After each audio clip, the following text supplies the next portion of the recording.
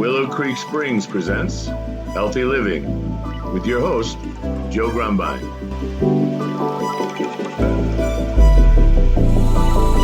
Terrific. Hello and welcome back to the Healthy Living Podcast. I'm your host, Joe Grumbine, and today we have back in the studio a very special guest, Dr. Robert Hoffman. And hello, Dr. Hoffman, how are you doing? Hi, Joe. Glad to be here. It is a pleasure. And so last week we began a discussion that walked down a whole bunch of different rabbit holes, and we started talking about this compound called methionine and this other antidote compound, methionine-ase, and diet and cancer and all of these things. And I want to get back into this, but Dr. Hoffman, since we recorded the last episode, I had the privilege of joining a group that you hold on Sundays for cancer patients and people that are taking care of patients. And it has to do with this diet that you have discovered and promote, and this compound methionine and methionine-ase. And I really think that I want to stress how important the conversation is. And I'm really excited to be working with you because you understand that. And some of the guests that were in the conversation were powerfully informative because they're living this experience rather than, being paid by some pharma company to go tell somebody a thing. When did you decide that it was going to be important to get people talking about their own experiences with regards to your work? Well, first, Joe, I want to just say something. I am not the inventor of the low methionine diet. It's been known for quite some time. There were some clinical trials at the beginning of the century, one in France and one by a very nice former oncologist, now a palliative doctor, Dr. Ebner, who showed a very low methionine diet had efficacy in a small clinical trial with advanced cancer patients. And talking to folks, it's not my idea. Lots of people have that idea, and so it just kind of evolved. It's just such a good idea for the cancer patients to share, and maybe even more important, to encourage each other. Hey, I'm getting better. You're going to get better. That kind of encouragement and sharing, hey, I'm not alone in the world. I'm here with a bunch of friends that are going through similar stuff than me, and we got some other folks on that want to help us. So I don't know. I can't say enough about it. And Joe, I want to say that every one of your podcast listeners is welcome to that Zoom. It's 4 p.m. Pacific time every Sunday. Maybe Joe, you'll put the invite comes every week from a breast cancer survivor in Japan. She's one of the best moderators, Chihiro. So Joe, if you don't mind, I'd appreciate it if you could share the link every week with your people. I will be glad to. Everybody's so welcome. You don't have to have cancer to be on. You can have a loved one that has, or you just want to learn whatever you want to learn. We're very welcoming to everyone. Well, and I think one of the things that people don't realize, so as I'm sort of sharing my journey through this, discovery of finding out that I had cancer and now solving the problem and finding people that know how to solve the problem. One of the biggest problems in the medical, I don't know, world, I guess, is that there's just so many ways things can be, so many ways things can happen. So difficult to find hard, fast answers to anything because of all these variables. And when we understand something like a system in a pathogen or in the human body, and we make a discovery that seems to only have a positive outcome, like it doesn't, if we follow some of these concepts and these practices or these ideas, there are certain roads that you can say, well, I'm going to take a calculated risk, like chemotherapy, right? You take a risk that the chemotherapy is going to give you the result you want and not give you the result you don't want. And you take that risk and you take appropriate actions. With this methionine restrictive diet, it doesn't seem that there's much of a risk of something going horribly wrong like some of these other therapies that we work with.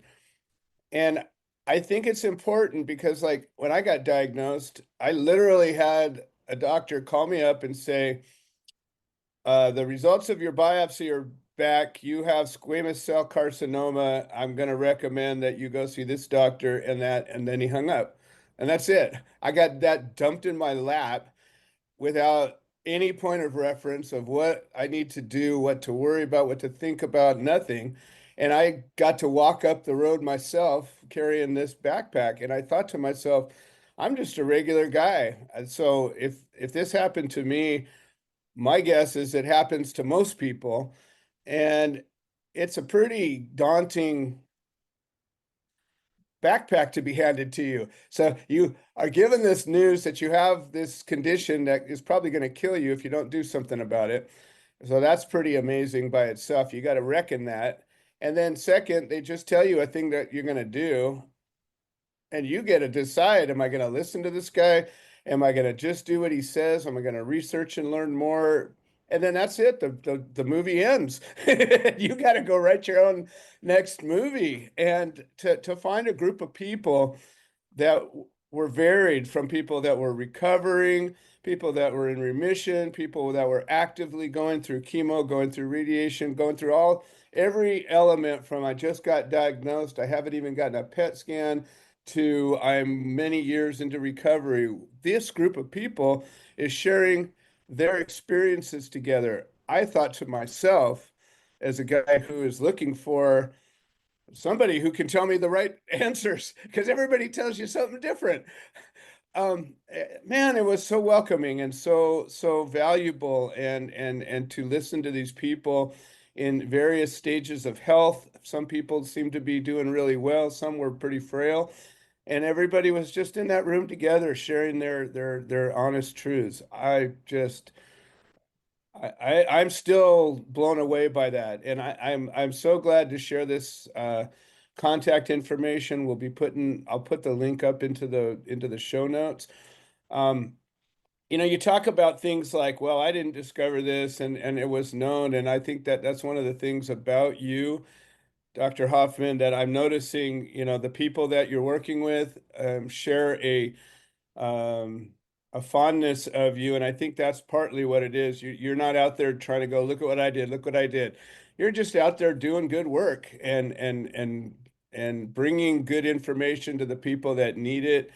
And you have a way about you that's just matter of fact. Like, I don't necessarily agree with everything you and I discuss, but I accept what you say with honesty and sincerity. And I believe that, to the best of your knowledge, that's what you stand on. And man, how do you ask for something better than that? Well, Joe, the bottom line of all of this is cancer is the most complex set of diseases we know. We don't have the answers. We're far from the answers. We're beginning to learn more useful things. So the problem is there is no right answer yet. Maybe there's better answers, but there's no right answer. So this is the fundamental problem. Cancer is so our knowledge is very little. So what to do? So the other issue is, and I don't mean this in any pejorative way, the cancer business is huge. And mostly that's a good thing, that people are out to make money and make better things for the money, but it's huge money. the Keytruda immunotherapy drug, at least, I don't know, 2023 or whatever, was 24 billion in sales.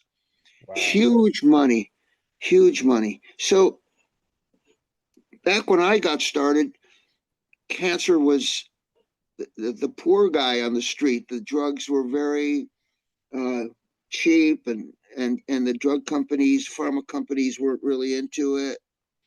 But that changed over the decades. So we're up against that.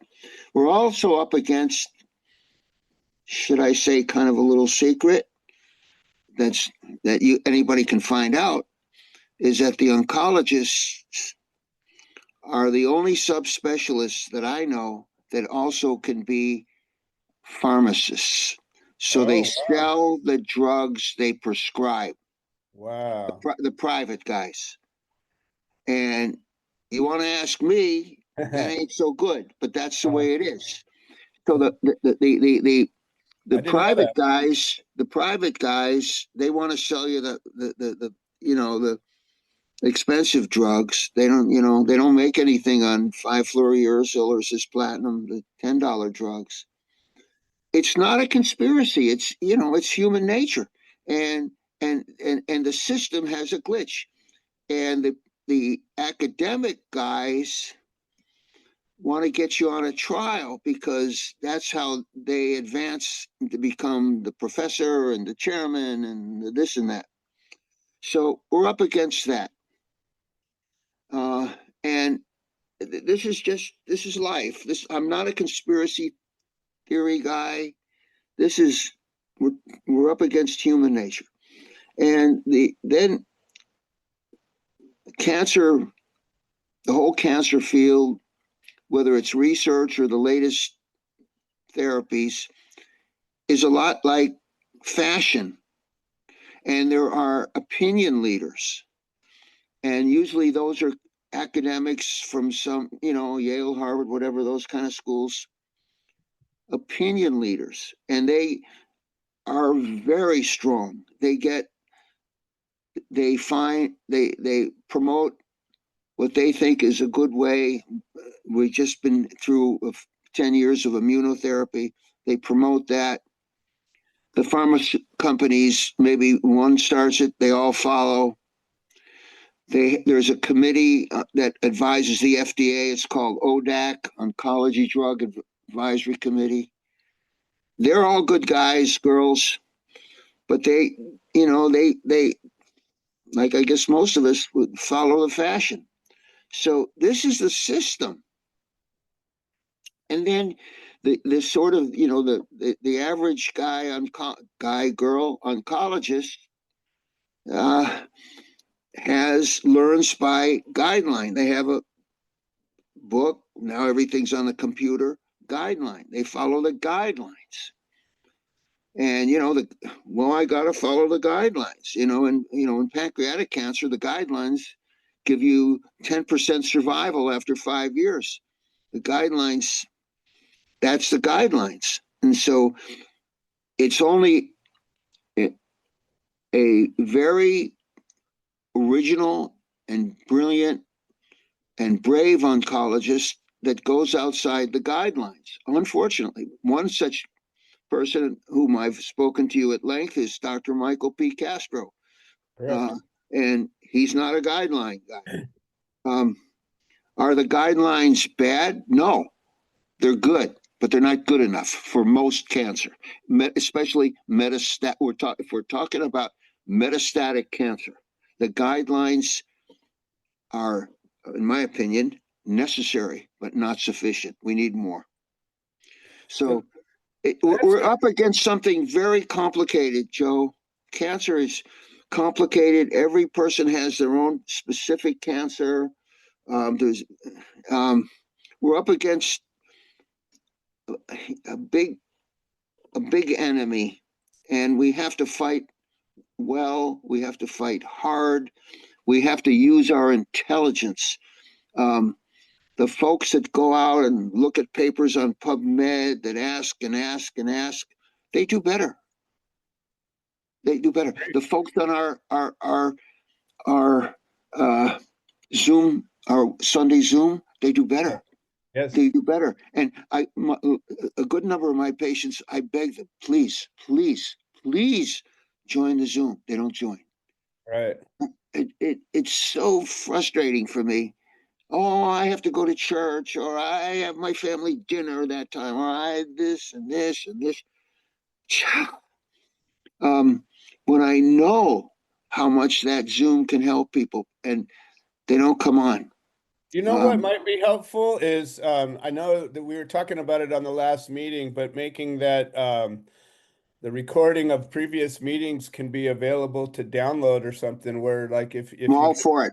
One yeah, of the patients seems to be recording every week. It's yeah, Teresa. uh-huh. I think Jean is probably who's one of our stars. 84 years old, prostate cancer, 15 years, really out on the forefront of everything.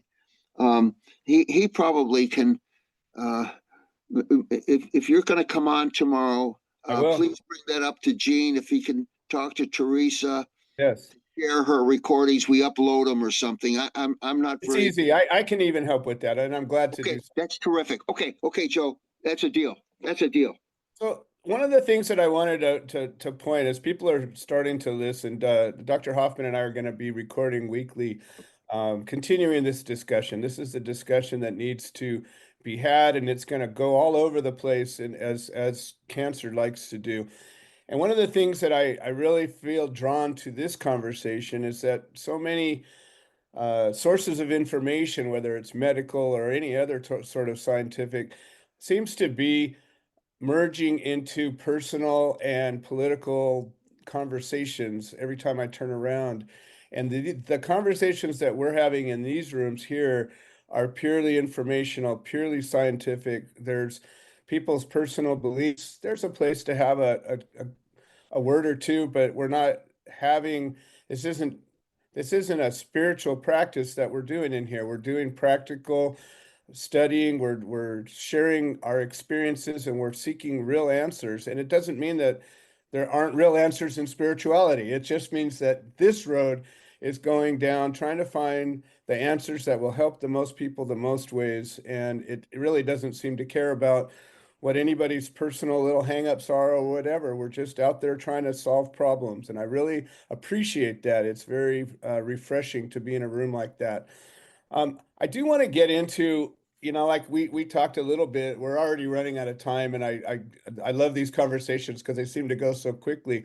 But I do want to jump into a little bit about your history. You've got this 135-page CV, and I think that's important. That tells me that you're doing the work. So many people will write papers on other people's work. They'll make a discovery and spend a lifetime talking about it. It's clear from your body of work that you've just been working. And to me, that's where the answers come from. And working and talking with people that work. And that's where, you get in it, you do it. That's what they call practicing medicine, practicing anything. And you know, and you'll have to forgive me, the all these therapies and things, they rattle your brain a little sometimes. So it's hard to keep a good, clear train of thought once in a while. But as I'm discovering this, I went from knowing very little about cancer to now it's the only thing I'd spend 10 hours a day studying, doing, learning. And my goal in life, my job is to be alive right now. So I'm now a cancer researcher because I need to be. In doing so, I'm finding things that are not widely published everywhere I turn around. And I think to myself, why am I discovering this by looking when the answers that should be like you turn on the TV and they're rattling in your brain, take this drug, take that drug, take this drug, take that drug.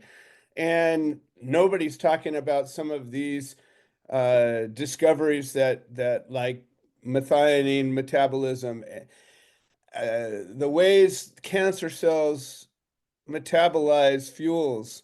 Um, I mean, that's a basic fundamental principle in all life forms that we study extensively, right? We learn how everything lives, how it eats, what's toxic to it, what's helpful to it. And in cancer cells, the research I had done told me, sugar, sugar, sugar, sugar. It's all about the sugar, the glucose and the sucrose and all the toses. And I forget the name of the system that the cancer cells use to metabolize sugars, but that was, all the information that was floating around. I grabbed that and I says, okay, well, I'm going to cut the sugar out of my diet. That's going to help me. And then you come to find out, well, cancer cells could do a whole lot more than that. They could eat protein too, and they can eat fats, and they can eat all this stuff. And it really bothers me that this information that we're discussing in this group that's been known for more than 50 years isn't out there, isn't out there readily. And you've talked about it. There isn't money to be made in it. I think that there's something fundamentally wrong with the system that holds the making of money on a higher level than solving problems that will save human lives. And I think approaching it this way is really important. So I do want to walk through sort of your journey of discovery a little bit and just talk about some of these things. And I want to hear from you as you were walking through. Some of these words that we're even going to talk about are like people aren't even going to understand. But as we start talking about the systems and your process of discovery, I think it's going to be something that our listeners can gain from. Your first item on your CV was that you were the first to discover a mutant in energy metabolism, and you discovered altered DNA methylation, and you'll have pardon my inability to pronounce That's good. Perfect. in human cancer. So let's jump right into this first discovery. DNA discovery back, I mean, this is back in 1971, I believe. So in 1971, our understanding of genetics was very different than it is today, right? We had a pretty good understanding. Uh, Joe, let me just back up a little bit Okay. about sugar. Uh-huh. So this goes back 100 years to a German scientist called Otto. Like in German, it's Warburg, Okay. Warburg, and he discovered that. Let me just kind of put it generally. Cancers are addicted to sugar, glucose, and this is the gold standard for 99.99% of the people in cancer research. We discovered, well, first of all, the dependence of cancer on methionine was discovered by a Japanese scientist working in our National Cancer Institute, a man by the name of Sugimura, who became famous for something else in cancer. That was 65 years ago, Joe. Wow. And it was a very simple, beautiful experiment. They had a bunch of rats with tumors, and if he gave them a defined diet, took out one amino acid at a time, and said what happens to the tumor. And when he took out methionine, the tumor slowed the most. Right. So we know this since 1959. Every cancer patient should be on a low methionine diet, period, since then. But of course Right. not. In those subsequent years, it became known all cancers are caused by viruses. The viral carcinogenesis program started with President Nixon, billions and billions, and it's all wrong. Only a very few cancers are caused by viruses. But in my day, when I started out, all cancers were said to be caused by viruses. So the research from there, the viruses thing showed to be wrong. And then it was found that some of the genes of the viruses are similar to genes in the cancer cells, and they were called oncogenes. And that went for 30, 40 years. And that didn't get us too far. So a lot of the science was wrong. And this really, not conspiracy, it went in the wrong direction. And it's still trying to recover from that. I think that's an So, important statement that you just made, and I think it's important for people to understand. We just came out of the COVID pandemic, and people have taken the word science and turned it into some other thing than what it is. Science is a process. Science is a method. It's a system to discover truths. And science isn't perfect. It's a system that says, well, if you want to discover the truth about a thing, here's how you go about it. And it sometimes takes decades and decades and centuries. yes. And so something brand new, somebody says, well, it's science. What are they saying? They're not saying anything. They're just throwing word salad around. And Yeah. Well, science is an ongoing. that's unfortunate stuff, Joe. Right. And so I just want to try to think how we got to where we are. So um, I started out doing research. I was in the biology department at Harvard. I was a little tiny grad student. I sat in my little room right next to J.D. Watson, the most famous scientist of the last century, who was one Wow. of my teachers, Watson Crick. I was so overwhelmed by everybody, overwhelmed by all these great people walking the halls that I was in. Wow. And then I finished. I worked on this fungus, and it was an an addict for oxygen. It was the mutant was addicted to oxygen and couldn't Huh? use it properly. That was Right. my beginning. And then I went to start my postdoctoral studies at Massachusetts General Hospital across the river from where I was doing my grad work. And I didn't know anything. They said, okay, you're going to work on methionine metabolism. And it was so boring. Yeah, okay, I'll So try. it was actually kind of happenstance that you stumbled into this world of methionine. Yeah, it was happenstance. And so Wow. then I saw a couple papers, especially a paper by one of the greatest oncologists to ever live in, who at the end of his life became our methionase patient when he was over 90. And his name was Joe Bertino, another Joe. And great man, great man. And he published a paper where these leukemia cells were really eating up methionine like crazy. And I said, what's this?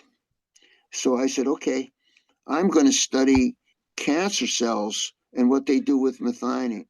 So then another paper came out from UCLA, first author Halpern, and it said basically said the cancer cells require methionine because they can't make it. And so I started measuring methionine synthesis in cancer cells. They make tons of it, tons of methionine, but they need an external source. They're addicts. It's like, Don't you like their make own you stuff. make your own cocaine, but you need to take coke, you need to sniff it from you need more.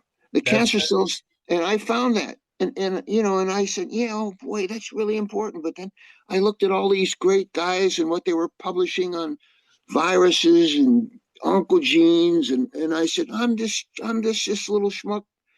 Uh, you know, it's this is what I do. It's a side road. Nobody cares, but I kept on it because I knew it was important. Um, and so I kept studying it for half a century. And then I got to tell you something that happened yesterday wow. or overnight. Something happened overnight, Joe. Wow. I um, ran across this little teeny abstract that was cut, and I couldn't get the rest of it. And so I Okay. started going on PubMed trying to find out who was the honcho of that. Huh? And I found the honcho in Okay. the Netherlands, and I think he's a young man, Frank and boy, my Dutch is zero. I think it's Van Leuven. All right. And he sent me the chapter. Oh, nice. Holy smoly. They have found acute leukemia cells that are crazy methionine addicted. And Really? they're using all our techniques, and citing our papers and Nice. going in a fantastic. They're at a inch. It's called the Princess Maxima Center for Pediatric Oncology. All these poor kids with childhood leukemia, lymphoma, and they're going to go full out treating them, I think, with methionase and methionine restriction. And it was so wonderful for me to see this whole abstract. I just kind of skimmed it. It was the middle of the night. I don't sleep Right. through the night. And I'm Yeah. skimming it and getting excited. Wow. And so, um, hey, Joe, it's getting there little It's by little. huge. That's huge. This As a researcher and a guy that makes discoveries, I think we share some of that in common. Obviously, you're in many leagues outside of mine, but it doesn't matter. We're both walking this road together. And I think when you discover something, the hardest thing is to get somebody to listen. Yeah, and somebody to confirm what you did. The first Exactly. part of our research, the addiction, Uh-huh. we found in 1976, and and I'm just this little tiny guy, meaningless little guy, and surrounded by the immortal greats, and in 2019.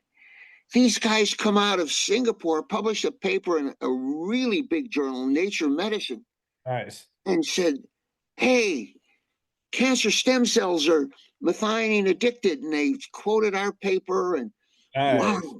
wow. And then, but the guy doing it, his name is Tan, brilliant guy, but he's not a real methionine guy. He's a cancer stem cell guy. So he didn't continue.